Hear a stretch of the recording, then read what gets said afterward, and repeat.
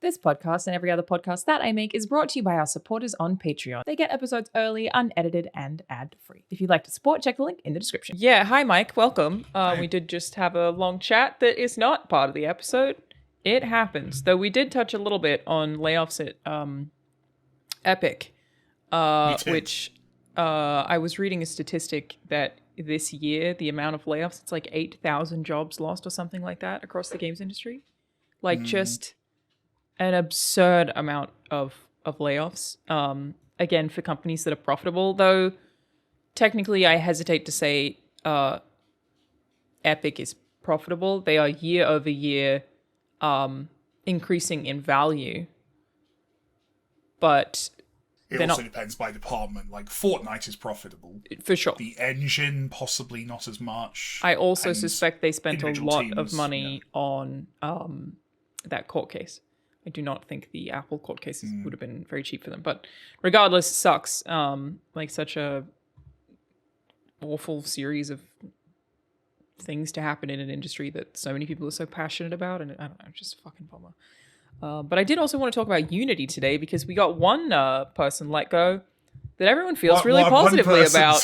One person's been made redundant, and I've not seen a lot of worry about that. And we feel great about it. So we had the episode with Rami, 3 weeks ago now, talking about was all that the of last episode we put out? I think that was. Great question. I don't know what time is anymore. I don't know what. Yeah, it's been a while. I think it's been. It was Starfield 2 weeks ago. That's right. Yeah. Which, as an update, a bunch of nonsense. Yes, I did reach out to Bethesda and ask if we could have somebody on the show, and they did decline. It was like a respectfully decline, but I also always doubted that they would because we'd be asking them to ruin their own mystery, which exactly no one wants to. It's like interviewing a magician when they come off stage. Right? Exactly, I can understand that. Yes. It's fun to try and guess at how they did the trick, but I also don't begrudge them for not wanting to talk about it. Why would you want to ruin some of the mystery? I was like, I never even thought they would say yes. Totally understand that they said no. But the person who has been let go, sort of technically resignation, is the Unity CEO. After this entire debacle, people were calling for him to resign, and he did. It's John Riccitiello, I think is how you say it. I looked this up because I heard 3 different pronunciations of this name on different things today. It's John Riccitiello. And the reason I believe in that is how he was introduced at a Unity conference on a pre-recorded intro. And I therefore, knowing how many rehearsals happened, if that's great sourcing work, Mike. Yeah, good job. It's probably that. I can't remember which YouTuber I saw do it this morning where they pronounced it like Richitio or something. That's what I was also wondering.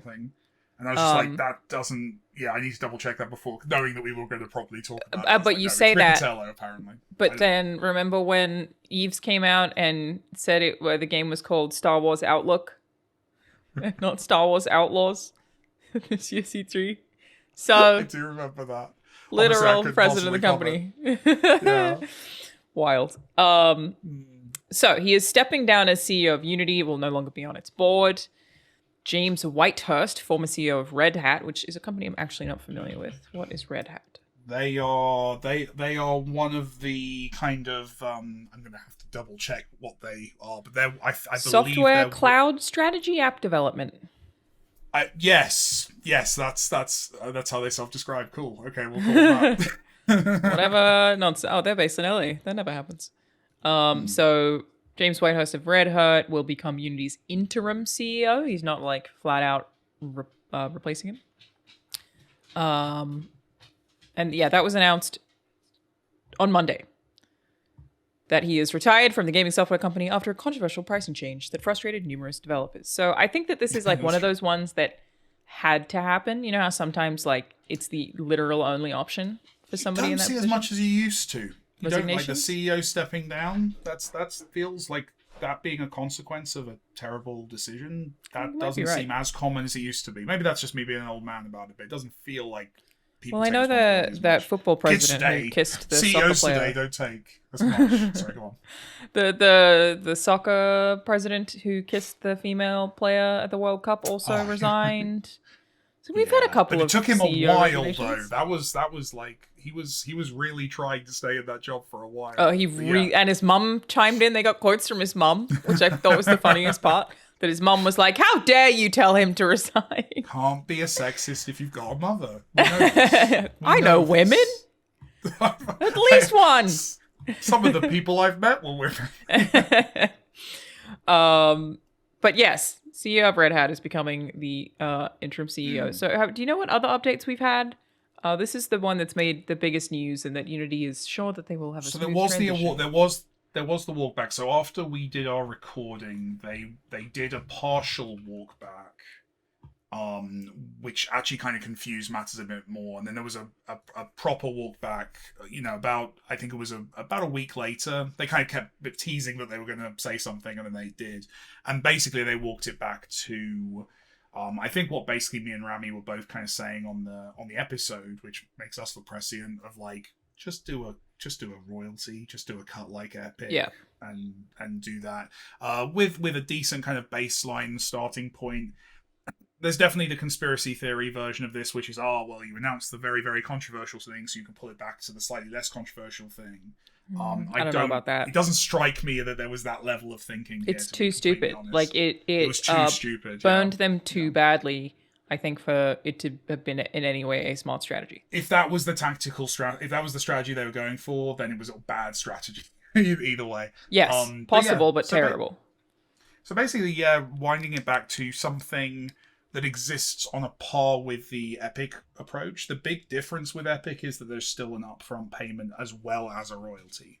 So I have to pay per seat for my employees who are using Unity for us to develop a game, and then I also need to pay a royalty. With Epic, with the Unreal Engine, you don't pay up front. You don't have to pay up front. Gotcha. For the seats, it's when you start making money. So that's the difference. But then I think Epic basically have started making gestures that might not be how things are for them forever. They Interesting. Definitely they're putting some charges. For now, it's not on the games teams, but film, automotive industry uses a lot of Unreal tech for producing demos and stuff. Yeah. All of that's starting to get charged on like a per seat basis now, which it wasn't before. Essentially, if you were an automotive company, you've been using Unreal for free for quite some time. And as we see more and more films start to use it for virtual production, which is coming and will be a big seismic shift in movie making, that's also Doesn't something the that Dome Epic are monetizing. Use Unreal? I think it does. Possibly. And certain, I know certain cars do. It's really, even on their screens. That would make sense. Like for any kind of real-time 3D rendering, Epic would like you to use Unreal for sure. And yeah, I think the film side of it, we've just seen the volume, the stuff. Sorry, that's what I meant when I said the Dome. Yeah, the volume. Oh, I thought you meant the one in Vegas. Which It might. I don't know if that uses real time. It might. I know the creepy eye video. That's the only thing I've seen of it. Yeah. No, the volume uses Unreal, but I think that's some of the stuff that's coming is even more impressive than what you've seen with the Mandalorian. So I think there's cool stuff there, and it makes sense that Epic want to monetize that. But that could also turn into per seat kind of licensing for developers potentially. They've not said that though, so so I don't want to put words in their mouth. But like, there's an interesting kind of trend happening here where Unity definitely needed to monetize better, and Tim Sweeney has publicly said that the Unreal Engine needs to monetize better as well. So there's definitely like a desire for them to up their prices that they're charging developers. For better or worse. So I don't think this is going away. It's going to kind of increment. Hopefully competition will exist. I mean, that's ultimately the thing that will, keep the prices in a reasonable place for those of us who use these services. True. At least they still have each other. And that's probably part of like all the backlash that Unity ecosystem. Yeah, that Unity faced. It was that Unreal was a direct comparison and had a much more appealing option, especially in light of people feeling so positively about UE5. But yeah, so no one wants a monopoly. No one. To be fair, most of the rank and file working at the engine companies don't want a monopoly either. Like everyone benefits from a healthy marketplace for any product. Yeah. So I found the open letter. Oh, excuse me. Sorry if anyone has already listened to this. I I had not read it, but even though this is 2 weeks old, I want at this to point, start with 3 this. weeks old. I'm sorry. Yeah. We should have spoken with more of you. Not the problem. And we should have incorporated more of your feedback before announcing our new runtime fee policy. Our goal with this policy is to ensure we can continue to support you today and tomorrow. Didn't come across that way. And keep deeply investing in our game engine. You are what makes Unity great, and we know we need to listen and work hard to earn your trust. Yeah, okay. So the personal plan will remain free, and there will be no runtime fee for games built on Unity Personal. We will be increasing the cap from 100,000 to 200,000, and we will remove the requirement to use the Made with Unity splash screen. That's an interesting. That's wild. That's Why an do acknowledgement. Given that we talked about that, at what point is your reputation that you are offering as a benefit to your customers that you don't have to be publicly associated with you? That is an interesting.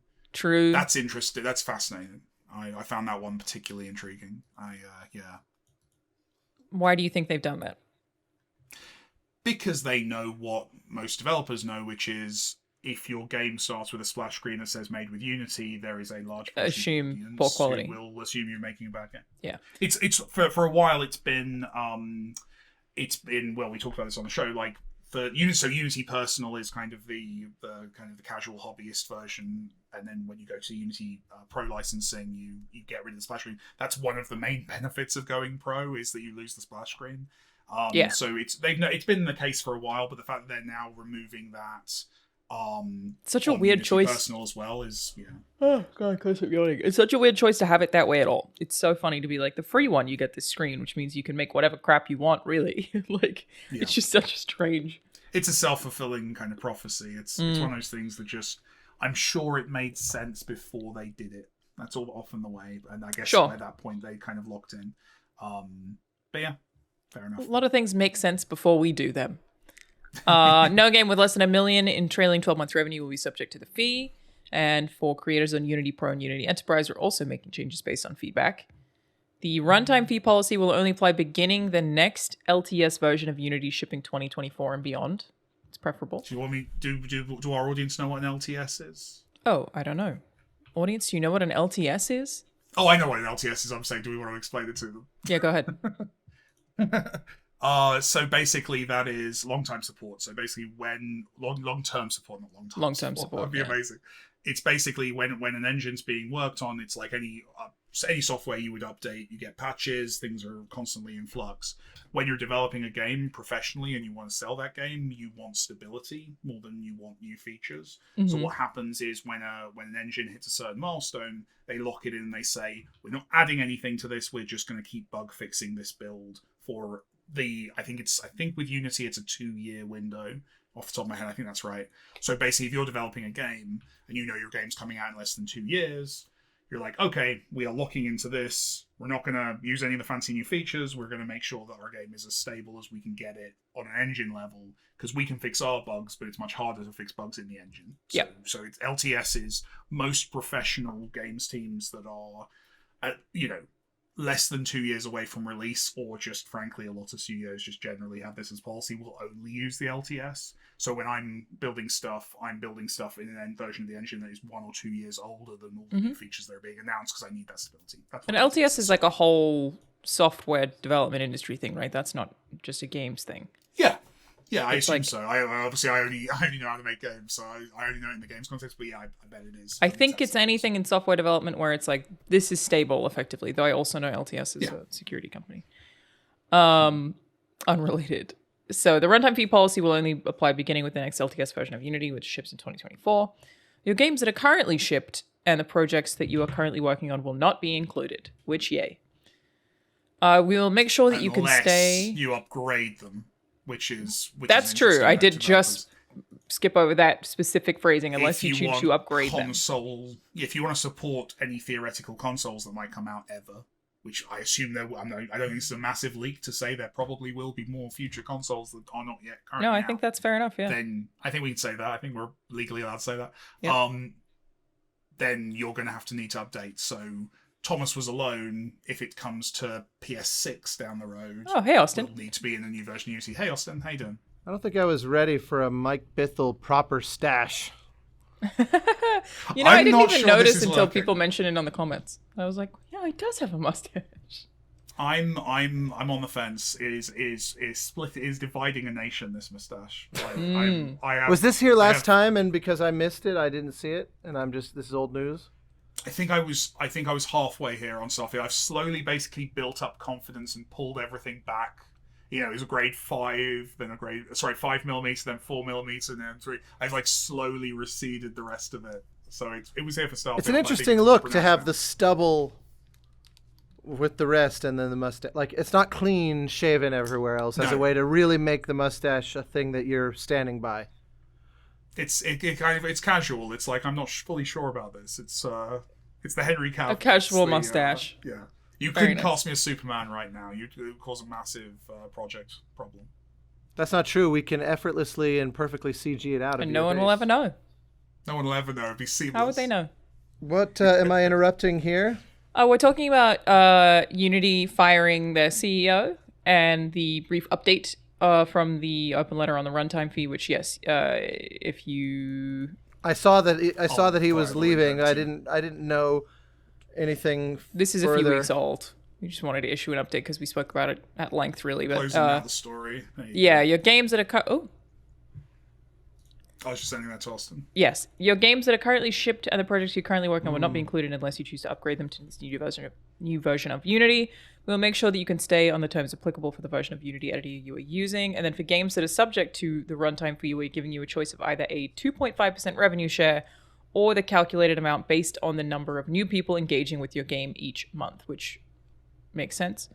Both these numbers are self-reported from data you already have available. So did they just completely walk back the install thing and go, actually, you're right, we don't know how to do that? I think you'll find, Alanah, that they never said that they had a secret magical tool that would track users. Who said that? No one said that. Don't worry about it. They definitely don't have that. They publicly basically said that it was a massive misunderstanding. All of us developers who saw those tweets were confused. It's fine. We were confused. Yes.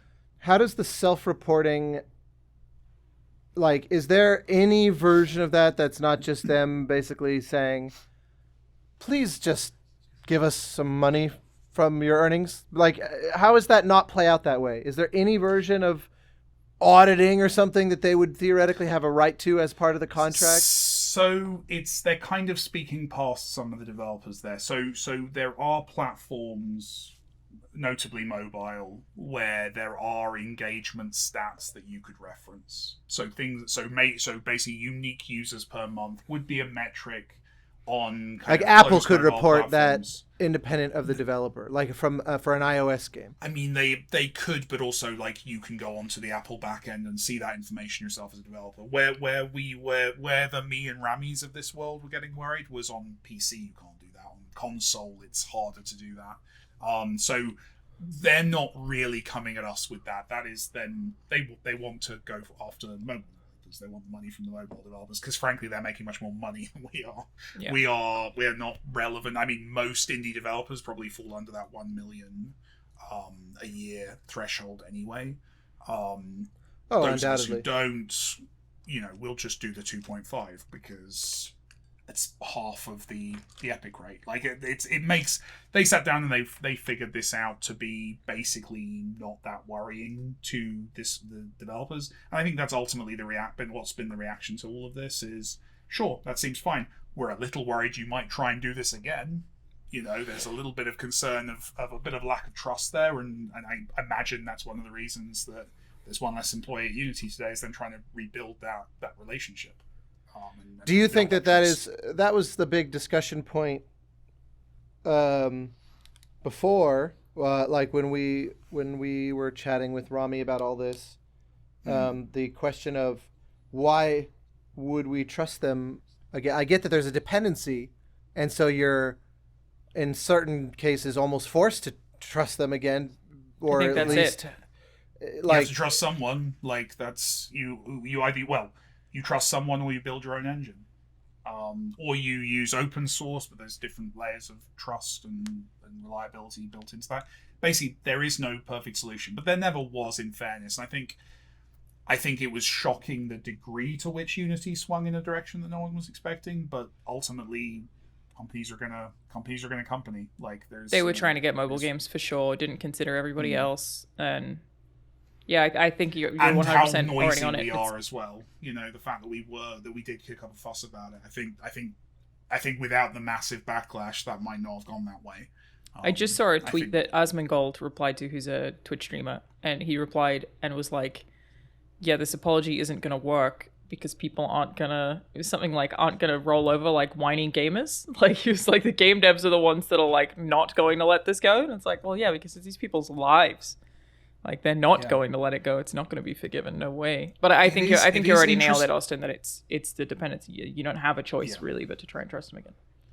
It's like how no one wants a landlord either, but you need a roof above your head, right? So and mortgages and buying a house is a trickier thing for people to get into. I think there's the thing that's fascinating with this and the way this particular apology is written is it does feel exactly like it's written for consumers rather than partners. It doesn't feel. I don't feel like as a developer you get to know Unity. You've got representatives from Unity that you have conversations with, you go to events.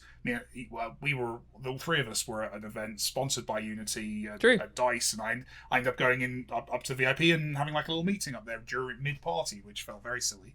But like that's how I'm used to interacting with Unity, is kind of as a partner, as a business partner. We have a relationship. Right. And this reads like dear consumers, Cyberpunk's going to be delayed by 6 months. And that's a different relationship, and it felt a bit weird. Did you have any, if you'd be willing to answer the question even, Mike, did you have any talks with Unity? Like, privately, while this was going down? Did they reach out to people like you? They did reach out. I didn't initially interact because and I said as much to them privately, like, your boss is going to walk this back in a few days. This is silly. We'll talk then. And then it kind of dragged on. And yeah, we did. I've not spoken to my representative there yet. But they did reach out. So, like, I'm curious how many people they tried to talk to privately as well, because that's what they should do. Yeah, but that was the reach out happened right at the start after that initial very strange announcement. So yeah, I think this was followed up by a fireside chat, which went badly in a few different ways as well. Oh, did it? I didn't know that. I saw the link out to the fireside chat. Just a couple of ill thought out statements. I can't actually remember the details off the top of my head, but I remember it not going. I remember some devs reacting. But basically, I think ultimately at this stage, developers they're either onto another engine, or they're going to accept it, or I think a lot of developers are just looking at their options, just seeing what other engines are out there, exploring possibilities. That's why I was curious about how much we're forced to accept it, because meaning an indie dev is forced to accept it, and how much they're rolling the dice on it being just such a pain in the ass. It's like switching utility providers, where in many cases your really only option, if you really don't like AT&T or whatever in a given area, this is true in lots of areas of the US, your choice would be to move. And it's sort of, my parents didn't believe me when I told them that I couldn't change my ISP. They were like, just go to the other one. And I was like, it doesn't work that way in the US. It's wild. It's so wild. It's nuts. So wild. The lack of competition is weird. It's an odd. It's one of those where the notion of a utility being a kind of public good, a sort of a sort of quality of life baseline thing. I can understand the logic behind trying to file that separately, but you end up with a situation where you're like, hey, my phone company really sucks, and that's apparently just the end of the sentence and the end of all. With respect, it doesn't sound very American. That's the thing that gets me, is like, you guys are all about like competition driving down prices and blah blah blah. Like, and it seems weirdly in the other direction. It's a strangely. I think it is sort of unique to that specific example, isn't it, Austin? I don't think there are many other things that. Well, power, water. I mean. Anything that is filed, anything that's considered like home a utility. Utilities. Yeah, a utility is I'm not an expert on this. I'm sure I will be taken to task. Like cell phones as well, although I think that's shifting now. Cell phones aren't anymore. Yeah, you can swap. You're fine. There's definitely a lot of competitive Verizon versus Sprint versus AT&T versus. So I don't think that, but internet service providers, like I think I have literally one option here at the studio, and same thing. I think there were two. I think at home I think I actually have two options, and that's sort of rare. Like spoiled for choice, and I don't know. I don't understand the kind of underlying reasoning for why sometimes it's these sort of permitted monopolies. I mean, we have antitrust laws that would theoretically make that illegal, but utilities are classified as a different type of business. It's got to be like grandfathered in or something, right? It's got to be something in the history of how those things were set up. My understanding is that they are considered a thing that is sort of in the same way that we don't have. This is a bad analogy because one is sort of circuitously an actual government employee, but we don't have competitive fire departments. We don't have competitive police departments. You can hire private security. You can hire private firefighters, like the people in Malibu and places where there's a lot of fires. They often have literal private fire departments, but they don't have like an authority separately or somehow superseding the local police department, for example. And so it's like the train of thought that says we should probably just have one police department that, is sort of a guaranteed service. The line of thinking, I believe, is sort of the extension to how you get to people need to have access to water, to be able to tap into a city water supply. You need to be able to tap into the electrical grid. Those need to have similarly a kind of, that's the thinking. You do end up with this situation though, where it's like, hey, my power's out. You call, the number doesn't go anywhere. It's not like and everybody knows if I go, well, I'll just email the power company. It's like, yeah, good luck with that. That's an incredibly naive sentence that just came out. So it's like, there are, seemingly consequences. And I'm not necessarily saying that there should be like 50 power companies all vying for it. I don't know the solution to that, but I do believe that is the reasoning why. It'd be nice to have a solar What's weird option. is it's not, that would be nice, but what's weird about it for me, so the same was true in the UK. We had the Tories basically kind of privatized a lot of services. So it used to be when I was very young, there was like British Gas and one water company but the thing that I'm surprised by in situations where there is that kind of monopoly, you can't vote, right? There's no democracy to this. A politician can't run on a platform of I'm going to make power. They may have previously. Well, yeah, I know that's a huge thing in the UK. They may have previously had it be like, what are they called when you get to vote for like a certain proposition, Austin? A referendum? Are those referendums? Oh, I'm not sure. I need more context to know what you're asking. You know how like mean, when I can't vote in this country. Number, right? Yeah, I do. Yeah, like when you know how you can like when you vote. So when you vote in Australia, you just vote for a representative. That's really it. You don't vote on an issue. Asking. Whereas Right, in the US, both. you can vote on an issue. Yeah, so there's maybe proposals. that at some point, like it was voted for it But to the be government privatized. doesn't set the prices for the power company, presumably. No. That's independent. So you kind of have you don't have a vote, and you can't vote with your Look, wallet. So it seems LAP. kind of- This is so off track, but I love it. DWP Yeah. is, I imagine, who your water and power are also with. Yeah. Which that is a government. Don't dox That yourself, is government, guys. right? That's what I was going to say. We'll We live in triangulate LA. Which services you use? Well, I think that the whole of LA is the LADWP, Okay, which is just Los Angeles Department of Water and Power. Yeah, that is government, right? Like that's I guess in that case, that's interesting. I hadn't really thought it is about a the fact that there public would utility company. Yeah, that there would be private and public utilities, because part of the whole conversation around, I'm suddenly blanking on what it was called, but the whole notion of if the internet as a whole ought to be sort of officially recognized Public? as a utility or not, that centered around. I'm drawing such a blank, and I know the comments will reflect the blank I am drawing. Wow, I can't believe Austin forgot something. Damn, Austin's. I forget. Drawing things blanks all the again. time. The comments always hate you, Austin. Yeah, They're really annoying. for all those blanks you draw all the time. Yeah. Doesn't know every reference to everything ever. Austin Blankly, that's what they call you. Well done. Thank you.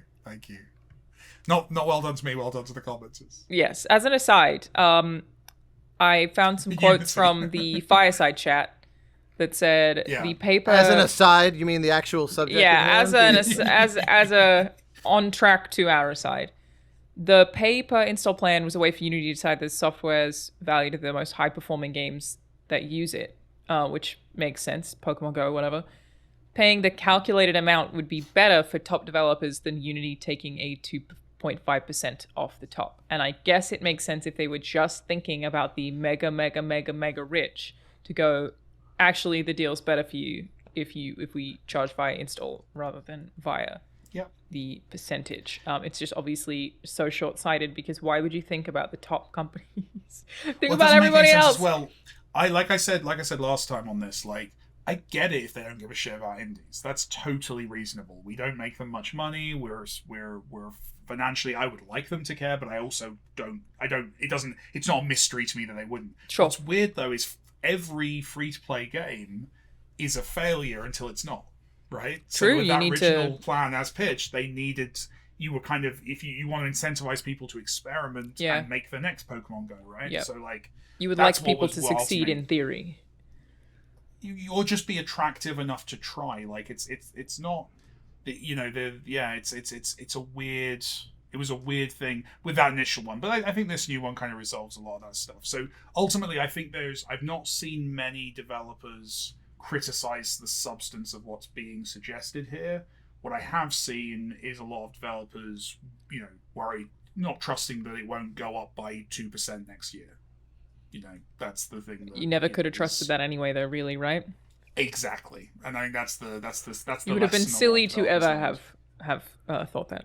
The reason I was bringing up the whole, what got us onto the whole utilities versus not concept was the idea that it is. When I said, if I want a new phone company, I would have to move. I would imagine that for a lot of indie developers, even if this economically represents probably a tiny overall percentage of their revenue, I would imagine it's a huge number of actual developers that the cost of starting over, and also never mind the whole retroactive thing of shipped games and that whole absurdity. But I'm about to ship a game, or I'm in the early days of preparing to, spin up a studio, and now we're spooked about Unity. But if this like you mentioned, I remember in the previous chat that people are hired on the basis of their fluency with given tools that they are expected to use with their job. You wouldn't hire if you're planning on shipping a game in Unity, you're not going to hire someone that brands themselves an Unreal expert, because that's just not what you're doing. And you're seeing it across. I've got several people I work with who are spending their weekends just pottering with new engines. Because people are thinking forward to this. I don't think there's which you should always do anyway. Eggs basket. But expertise requires focus as well. You can't put eggs in every basket, because you'll have in every basket and you'll never have enough eggs. The metaphor falls apart. But you know what I'm saying? Like I don't have that many baskets. I only have so many. And so few years of life to actually fill any baskets at all. And I think that's. I don't think I have it. I don't think I own a single basket.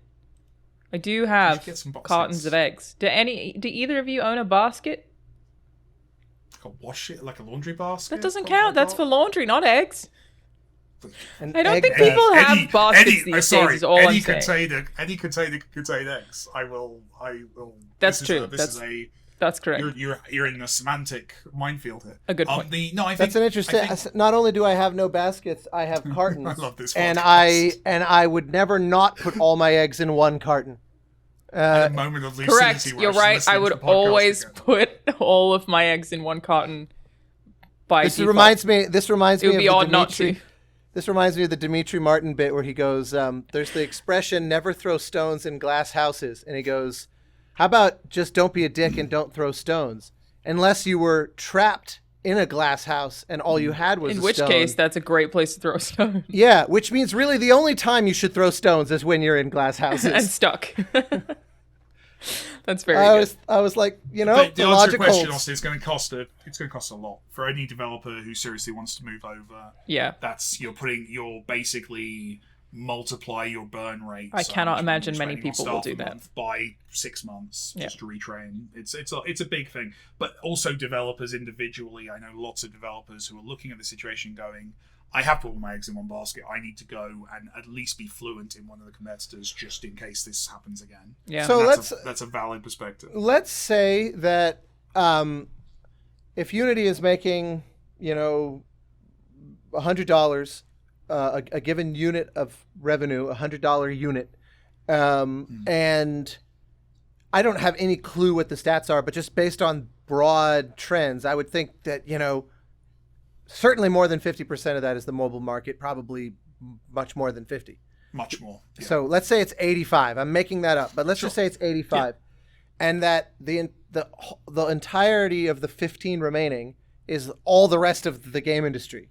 Whatever indie studios or mid-level, like AA kind of, or whoever that means. And then like, whatever kind of additional, in the same way that like movie studios will use Unreal to do previs on their shots and that's. I imagine there's uses like that for Unity outside normal industry. That's sort of part of this miscellaneous grab bag. So when you said they may have underestimated how loud and outspoken members of that 15% would be, does that mean, let's say that wasn't just culturally a thing. Let's say all indie devs were keep my head down, go along to get along, don't make waves. I'm not going to tweet about it. It's I'm sure it'll get solved somehow. Whatever. Mm-hmm. If that was the prevailing attitude, does that mean that the 85% of mobile developers were not equally riled up? Or like, would they have, is there a world where this was a business model where they said, okay, fair? No, they were riled up, but they were riled up in private. Or some of them maybe weren't, because like again, I keep using Pokemon Go as an example. For Pokemon Go, it probably would be a negative if they took 2.5% revenue versus charging for installs. Because the amount of players who installed that game and then spend a ton of money, like it's beneficial for them to only be charged on that install and not for all of the microtransaction revenue. If you're a successful mobile game, you're already spending, I don't know what the number is, but an amount of money on user acquisition anyway. So you have an assumption that every install is going to cost you, I think some of the numbers I've seen are in dollars, so like $2-3 to acquire a user, to do an ad, to get someone in the door. So adding 20 cents to that for the engine, it's not. It's a line on a balance sheet. It's not a massive impact. But I think the other thing that I think old Unity got and new Unity didn't get, and I'm hoping they'll move towards, is that 85%, to use your numbers, Austin, where are they recruiting from and where did they all start in the 15%? The only reason I'm, making games and have a bigger team and do my thing is because someone at Unity invited me to an event when I was one dude fucking around on my computer, and I went because there was free beer in it. And that's the angle Timeless. That kind of gets you started. Timeless, exactly. It would work today if they did the same things. but every mobile studio, that's every Pokemon Go. If you walk around the offices of Pokemon Go, first of all, the company started as an indie studio many years ago, making small things, but then everyone who works there, they started using Unity in uni, they used Unity when they were making indie games, they've done whatever. You have to serve everyone across that pipeline because that's where the skill set's coming from. That's why so many indie games, I can't remember the Rami gave a percentage, but a majority of indie games are made in Unity rather than Unreal, means that universities pay attention to that and they're training their students in whichever engine they think is going to most viably get them a job. This stuff works its way through the system completely. So you have to be looking after the little guys and the big guys, and I think that's where they tripped here. And I'm sure they're going to now work very, very hard. I'm expecting a lot of events focused on students that are sponsored by Unity. Yeah. That they're kind of pushing this stuff, trying to get credit back. Because if you're a gamer who's like, you're a 14, 15-year-old, you're really into video games, you're thinking you might want to like learn how to do that and maybe do that as a job, and you're watching all of your favorite YouTubers covering this story, you're installing Unreal, you're not installing Unity. True. And that's a problem for all of us about 10 years from now using Unity. So there's just a whole ecosystem. I think it's very easy to focus on the profits of the big company, but to forget where that big company came from and to think long term about where the it's like birth rate replacement rates or something. It's one of those where it won't bite you in the ass today, but a generation later you'll have a very different landscape. The kids making the next Among Us, you need to make sure they're using Unity. It's a thing I hadn't even thought about. You're right. Yeah. Because somewhere someone is, and none of us have heard of them, and they're watching YouTubers take the piss out of Unity because of this story, and they're maybe installing Unreal instead. I've already said that, but that's the real danger here. But I think that's what they're going to build. The youths are the danger. We're very focused as an industry. Oh, is your elbow okay? Now. What? Oh yeah, I messed it up. It's fine. It'll get better. I've been taking off for these calls. I realized that I didn't take it off this time. Yeah, no, it's getting there. But yeah, no, I think they're making steps in the right direction, and I'm hopeful that we did exactly what I think they did exactly what in the discussion we had with Rami, what we expected them to do. The issues remain exactly the same, which is like, yeah, they can update their TOS at any time. But I don't feel as negatively about that in that every company can and does, that's not exclusive to Unity. They'd be very dumb to do it anytime soon, to go back to any of these changes. Though I do keep remembering, didn't they delete their public terms of service update, and then they tweeted and they were like, "You're all misrepresenting why we did that. We just deleted it because it didn't have many views." Which is like, that's not been addressed or corrected. What an insane thing to do and say that they haven't mentioned. That would be the next thing that they, in my opinion, that they should do. If anyone from Unity's watching this, I think the next thing to do is to actually explain some of those incredibly Why would you ever delete? Weird choices. It's so strange. But yeah, that stuff goes on. That stuff is the stuff that, because to be clear, you should never trust a company to not change its terms of service, of course. But trust, because anyone can do it, trust is about the interim space. You can't stop a partner from cheating on you, but trust means you're making an assumption that person is going to not. Yeah, effectively, Unity cheated on all of us, and here we are, just hoping that Unity changes. You don't trust people to not do things that are legally they're blocked from doing because they're not going to do that. But trust is in this grey area anyway. So it's the analogy's falling apart, but like it's this thing of like, yeah, you have just shown yourself to be somewhat less trustworthy than we all thought you were. So now you got to buy us flowers. Yep. What was the has there been any discussion or illumination? I've done zero research on the specific legal aspect of it, to that point of, there was the privacy concern aspect, but if they walk back they've walked it back, it thing, seems then like that becomes a non-issue. Yeah, but it's still a very strange non-issue. Like, they seem to have just forgotten that they said that. It's a communication issue rather than a legal issue. Yeah. But was there ever a legal issue behind the idea of retroactively charging people for a thing that they didn't sign for? Because you're right. Companies will change. I get emails all the time from every manufacturer of every plugin I use, every piece of software. There's been an update in our terms of service. There's a whole South Park episode about this. Yeah, and you can decline and then just not use it anymore. It won't retroactively charge you for the way that it used to be.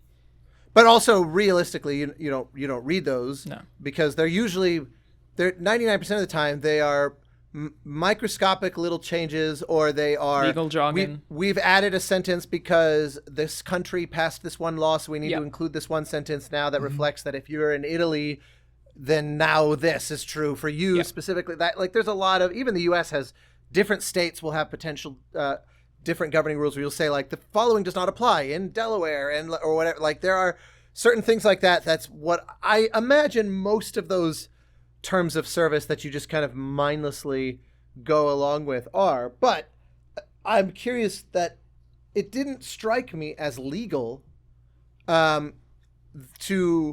bill people for a thing that they did not initially, like for a product released. And okay, yeah, if they're not going to do that anymore, it's all a moot point. But it struck me as, trust aside, what was their plan for implementing that? Is there any legal recourse? I remember this was at the heart of the... I mean, as a citizen of America, you're allowed to ask that question in public. I remember when all the crap went down regarding Doom Eternal and the soundtrack and all that. A big part of id's argument specifically was that they had promised a collector's edition that would include a soundtrack album, and that consumer protection laws in certain territories, and for some reason Australia sticks out, I remember as one of them in particular, said that if someone pre-ordered that and it doesn't come with that, they're now in a position of liability that is highly not worth it for them.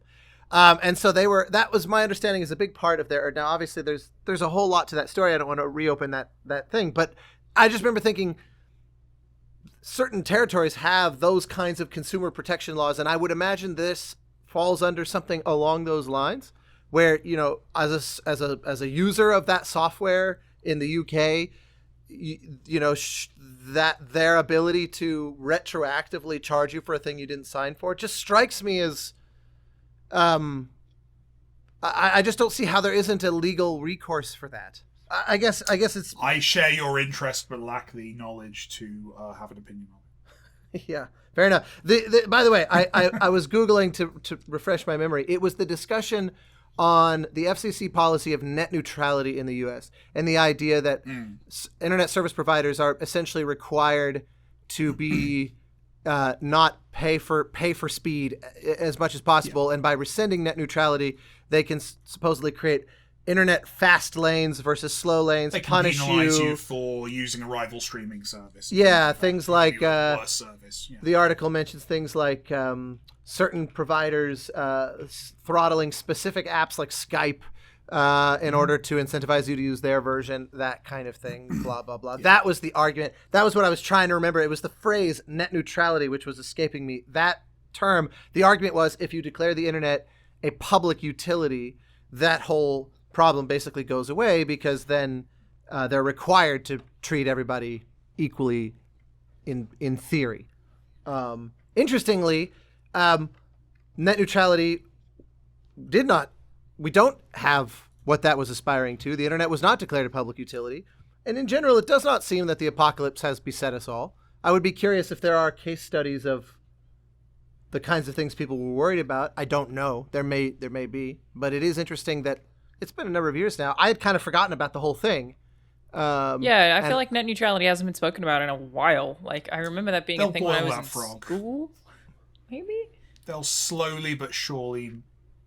I would also think so. They will slowly boil that frog. Yeah, which I guess like is what Corey calls it, VPNs are good for. shitification. It's that kind of idea that all services will inevitably get a bit worse. Yeah. Because we'll let them. Yep. Basically. Well, or we don't have a choice.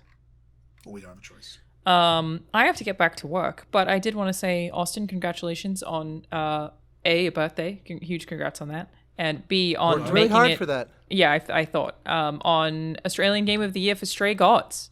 I'd like to point out that you're wishing me a happy birthday 1 really month and 1 day after my birthday.